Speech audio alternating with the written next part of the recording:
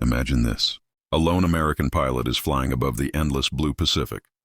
Sun blazing on the canopy, ocean shimmering below, radios crackling in the distance, and then 73 bullets slam into his aircraft. His wings are shredded. His engine coughs blood-red smoke. Hydraulics vanish. Ailerons gone. Elevators limp. Rudder dead. He can't turn. He can't climb. He can't descend. He can't even open his landing gear. He has no controls, none. And home is 200 miles away. Most pilots would eject, pray, or crash. But this man, he grabbed a crippled machine with his bare hands and forced it to fly. And the way he did it became one of the most unbelievable survival stories in aviation history. This is the legend of the pilot who was shot 73 times by Japanese fighters, yet flew a dying airplane hundreds of miles over enemy waters, with nothing but instinct, courage, and impossible skill. The pilot who defied death. The year was 1943. The skies over the Pacific weren't skies. They were battlefields without front lines, where every cloud could hide an enemy and every wave could swallow a man whole. Flying for the U.S. Navy was Lieutenant Samuel Sam Hawthorne, a man known for three things. 1. Nerves of steel. 2. A stubborn refusal to die. 3. And flying as if the airplane were part of his own bloodstream. He wasn't a hero. He didn't pose for cameras. He didn't brag. But every mechanic, every wingman, every deck crewman who watched him fly agreed on one thing. If anyone can bring a broken plane home, it's Sam. On that fateful morning, he took off from his carrier in a rugged but aging F-4F Wildcat, a machine built like a hammer, simple, tough, but hopelessly outclassed by the sleek Japanese Zeros roaming the Pacific. His mission? A standard reconnaissance sweep. Nothing dramatic, nothing heroic. Just radar checks, visual scouting, and returning before fuel ran low. He didn't know that he was flying straight into a storm made of bullets. The ambush. At 08:42 a.m. the radio crackled. Multiple bogies headed your way, fast. Sam scanned the horizon. Nothing. Then, sunlight flashed off metal. 3 Japanese A-6 Zero fighters rose from below like sharks breaching the surface. He slammed the throttle forward. Too late. The Zeros pounced. The sky exploded into tracer fire. Tut-tut-tut-tut-tut. Rounds tore through his wings. Glass shattered. The fuselage screamed. Warning lights lit like Christmas. The Wildcat was tough, but even steel has limits. The first burst severed his aileron cables. The second knocked out elevator control pressure. The third burst went straight through the tail. Then a final brutal spray of bullets hit the cockpit sidewall. 73 rounds in total. And suddenly, Sam had no flight controls. No ailerons, no elevators, no rudder, no flaps, no landing gear, nothing but raw engine power and gravity. The Zeros circled back for the kill, but they made one mistake. They thought he was already dead. They turned away toward his wingman, and Sam was alone, floating, dying, and somehow still flying. Flying a dead airplane. Most pilots would have ditched immediately, but ditching meant certain death. The Pacific was not kind to downed airmen. Even if sharks didn't get you, dehydration would. And that's if the Japanese didn't capture you first. Sam looked out at the endless blue below him. No, he whispered. I'm not dying down there. He pushed the throttle slightly. The nose lifted a fraction, not because of controls, but because of torque and airflow. He reduced power. The nose dipped. A spark ignited in his mind. If I can't control the plane, I'll control the engine and the engine will control the plane. What followed was a flying lesson no manual ever taught. Full throttle made the nose rise. Reducing throttle made it fall. Cutting power to one side starved that cylinder bank and induced a yaw. Punching power back suddenly corrected the roll. Prop wash over broken control surfaces created tiny, unpredictable responses he learned to use. He flew using torque, slipstream, weight shifting, and pure instinct. The Wildcat moaned like a wounded animal. Oil pressure dipped. Temperature spiked. 200 miles felt like 2,000, but Sam kept fighting. Alone over an ocean of death. As the miles crawled by, the engine began coughing. One cylinder failed, then another. He was losing power, losing altitude, losing time. Waves below sharpened into tiny, glittering teeth. He felt sweat trickle down his neck, not from fear, but from the blistering heat of an oil-starved engine. He pushed it harder anyway. He rode the boundary between barely flying and falling out of the sky, surfing invisible currents of air. He talked to the plane like a living creature. Hold together, girl. Just a little more. The miracle approach. Finally, a speck on the horizon, then a shape, then the unmistakable rectangle of a U.S. Navy carrier deck. He was home, but a new problem emerged. He had no landing gear, and worse, he had no elevators to flare, no rudder to align, no ailerons to level. Landing normally was impossible. So Sam did the unthinkable. He planned to crash. Not ditch, not eject, but slam a 6-ton machine onto a moving ship, using only throttle-shaping slipstream yaw and prayer. The carrier crew watched in horror. Smoke poured from his engine. His landing gear hung useless. His wings were shredded cloth. Yet the plane stayed in the sky. Barely, like a drunk bird fighting gravity. He lined up using asymmetric power. He bled altitude by chopping throttle. He leveled wings by bursting power in rhythmic pulses. The deck officer shouted into radios. "All hands, stand by crash crew," Sam whispered. Straight. Straight, stay with me." The ocean rushed up. The deck filled his vision. He cut power. The Wildcat smashed onto the wooden deck with a scream like metal dying. Sparks erupted. Wings snapped. The fuselage skidded. Crewmen dove for cover. Then, silence. The plane stopped. Sam was alive, barely conscious, barely breathing, but alive. The legend. Mechanics counted the holes. 73 bullet strikes. Control cables severed. Hydraulics gone. Tail nearly shot off. 3 cylinders dead. Fuel leaking. Oil splattered like blood over every surface. One mechanic said, "This plane shouldn't fly. This plane shouldn't even glide." What Hawthorne did wasn't flying. It was resurrection. Sam didn't see himself as a hero. When asked how he flew home, he shrugged. "You don't think. You don't panic. You just fly the damn airplane." But everyone who heard the story knew the truth. He shouldn't have made it. He shouldn't have lived. He shouldn't have even stayed airborne. Yet somehow, he did. That is why pilots still tell the story of the man who returned from the sky with nothing but an engine, a prayer, and an impossible will to live. What really happened in the sky? The full extended battle. Continuation, detailed, cinematic, long form. The moment Sam Hawthorne's plane took the 73rd bullet, the sky didn't feel like sky anymore. It felt like a coffin suspended in the air. The Japanese Zeros, sleek, predatory ghost white, were circling back like vultures waiting for their prey to stop twitching. They had seen dozens of American Wildcats fall this way, crippled, smoking, spiraling helplessly into the sea. But Sam's aircraft refused to fall. It hung in the air, shuddering, trembling, bleeding oil, shedding metal flakes, but still airborne as if some invisible hand refused to let it die. A battlefield without mercy. The Pacific skies had rules, unwritten, unspoken, but deadly clear. The Zero decided who lived. The Wildcat only survived if the pilot had the heart of a lion, and Sam had more than that. The Zeros regrouped into a V formation. Their leader dipped his nose down, preparing for the final strike. A mercy kill, a final burst, a clean end. But when they dove again, Sam did something impossible. He didn't dodge with ailerons, he had none. He didn't climb with elevators, those were dead. He didn't yaw with the rudder, shot away. He dodged the attack using engine torque alone. He slammed the throttle to the firewall.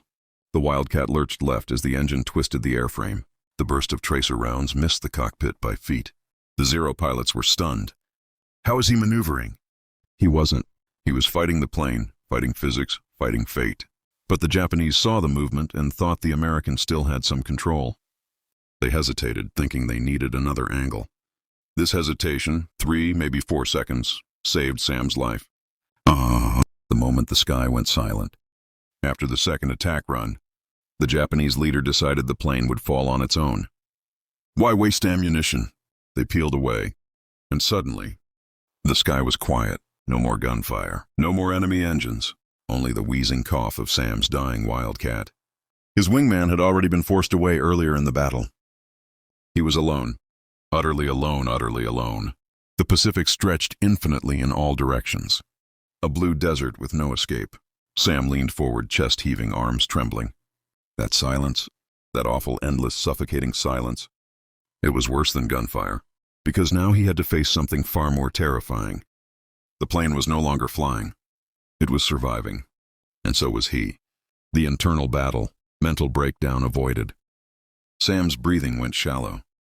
Sweat ran down the side of his face. His left hand trembled uncontrollably. For a moment, the smallest, most fragile moment, he felt panic split through his chest. What if I can't control her? What if I ditch?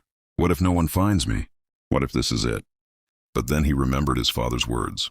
A pilot doesn't fly the plane. He believes the plane will fly him back. He shut his eyes for just 1 second. 1 second to gather the pieces of his shattered mind. When he opened them again, he wasn't a scared man in a dying machine. He was a fighter pilot again. Finding a way to fly the unflyable. He tried everything.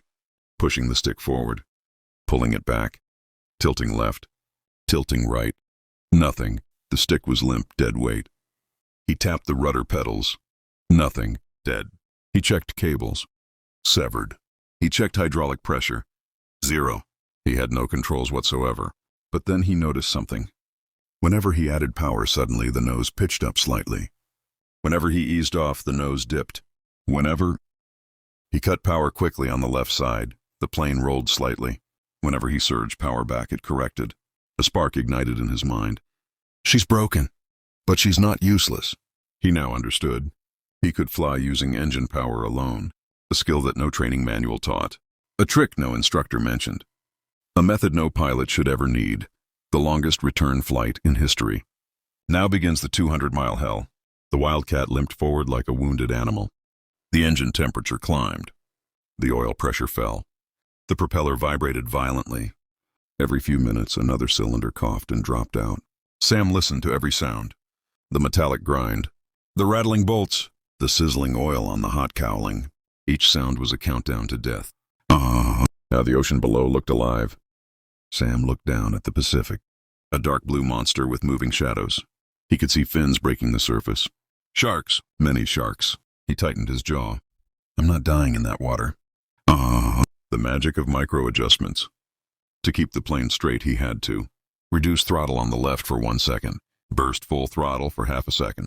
Let the prop wash nudge the tail. Hold it steady. Release power. Repeat, and repeat, and repeat, for 3 straight hours. No pilot today could repeat what he did, not even with simulators, not even with training. This was instinct born from thousands of hours in the cockpit. Every second was a battle. Every minute was a victory. Every mile was a miracle. When fuel begins to fall. By the 150-mile mark, his fuel gauge dipped dangerously low. He gulped. He still needed 50 miles. He pulled power back as far as he dared. The plane wobbled, dropped, tilted, threatened to enter a deadly spin. He corrected it with a violent burst of power. The cockpit shuddered like it would tear apart. He whispered, just a little more. Don't give up now. Finally, a carrier. But another problem. At 200 miles, a shape appeared on the horizon. Not a cloud, not a shadow. A ship. A carrier. His home. He could have cried, but he didn't. He focused. But the carrier was turning. Wind direction was shifting. He had no controls to adjust for crosswind. Landing was impossible. But he didn't land. He crashed and lived. When the impossible landed, the moment Sam's Wildcat smashed onto the carrier deck, time froze. The deck crew stared at the wreckage. Smoke curled from the cowling. Oil dripped like black tears. A wingtip scraped along the deck and snapped off. The propeller bent backward. Panels hung loose like torn skin. Yet the canopy slowly slid open, and out of the broken machine, Sam Hawthorne climbed out, staggering, coughing, but standing. The crew ran toward him, shouting, "How are you alive?" "Lieutenant." "Sit down, you're bleeding!" "Medic, medic!" Sam raised a trembling hand. I flew her home, but he didn't just fly her. He resurrected her. As medical officers rushed him away, the deck chief knelt beside the wrecked Wildcat. When he saw the severed control cables, his jaw dropped. None of these were connected. None of them. One young mechanic whispered, this plane was dead 20 miles after takeoff. How did he bring her back after 200? No one had an answer. The medical room, a pilot who refused to brake. Sam lay on the narrow cot while the medical team checked him. Pulse racing. Hands blistered from gripping the stick. Forearms burned from the vibrating controls. A shard of metal lodged in his shoulder. Eardrums partially damaged. Dehydrated. Exhausted. In shock. The doctor leaned down. "Lieutenant Hawthorne, you should be unconscious." You flew like this for hours? Sam weakly nodded. I wasn't going into that ocean, Doc. The doctor stared at him in disbelief. You did the impossible. Do you understand that? But Sam didn't reply. He just looked toward the hangar bay, toward his plane, the one he refused to abandon.